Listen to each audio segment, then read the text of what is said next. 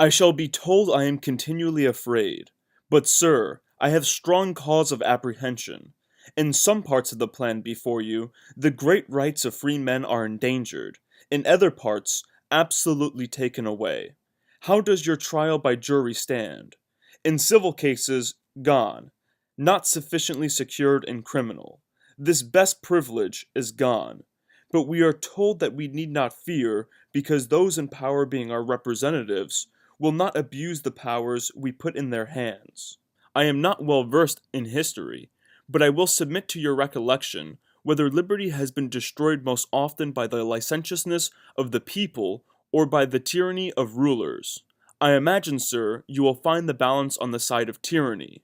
Happy will you be if you miss the fate of those nations who, omitting to resist their oppressors, or negligently suffering their liberty to be wrested from them, have grown under intolerable despotism. Most of the human race are now in this deplorable condition, and those nations who have gone in search of grandeur, power, and splendor have also fallen a sacrifice and been the victims of their own folly. While they acquired those visionary blessings, they lost their freedom. Speech of Patrick Henry before the Virginia Ratifying Convention, June 5th, 1788. Before I begin this part of my argument against the Constitution, I want to just remind people that in this first section, I am arguing against the basic legitimacy of the Constitution, and in section 2, I will then be arguing directly against the different branches, directly against the arguments that people use to justify the Constitution. In this part, I'm going to be arguing the fact that those who implemented the US Constitution did not have the authority to do so. And before I do that, I'm going to read a quote that summarizes the argument I made in part 2 of this section and perfectly introduces the argument I will be making in this section. This proceeding could not be considered as binding on the people of this Commonwealth, because the House was formed by violence. Some of the members composing it were detained there by force, which alone have vitiated any proceedings to which they were otherwise competent. But had the legislature been legally formed, this business was absolutely without their power. And that quote, as well as the other quotes that I will be using to support my argument in this video, can be found in the Anti-Federalist paper entitled The Address and Reasons of Dissent of the Minority of the Convention of the State of Pennsylvania to Their Constituents. And these arguments were being made December 18th, 1787. And one of the reasons why they violated their duty and didn't have the authority to sign off on this Constitution can be found in this quote.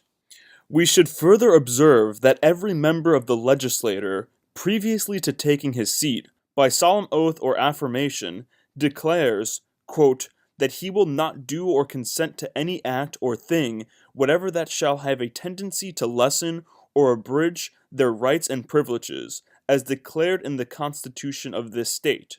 And that Constitution which they are so solemnly sworn to support cannot legally be altered but by a recommendation of the Council of Censors, who alone are authorized to propose alterations and amendments, and even these must be published at least 6 months for the consideration of the people.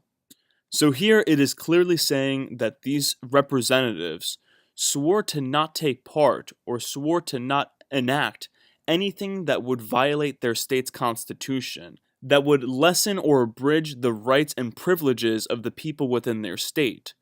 And not only did they swear not to do this, but they didn't even have the authority to do this. Because the only people who had an authority to do this, the only people who had an authority to amend this, was another group of representatives.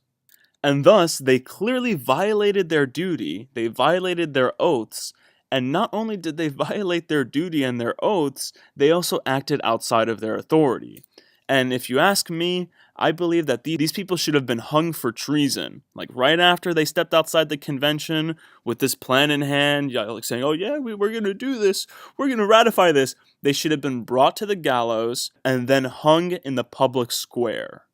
And here is another quote that explains another reason why these people were violating their duty and didn't have the authority to do what they did.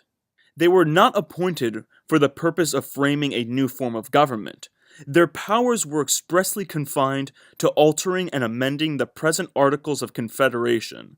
Therefore, the members of the Continental Convention in proposing the plan acted as individuals and not as deputies from Pennsylvania. The Assembly, who called the state convention, acted as individuals and not as the legislature of Pennsylvania.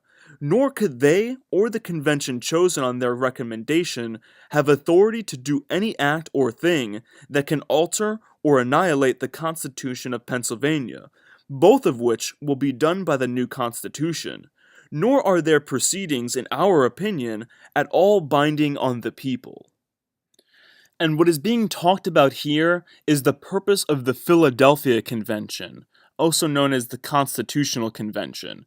The Philadelphia Convention was the convention where the U.S. Constitution was first drafted and first proposed, and this convention was not held for the purpose of drafting a new form of government.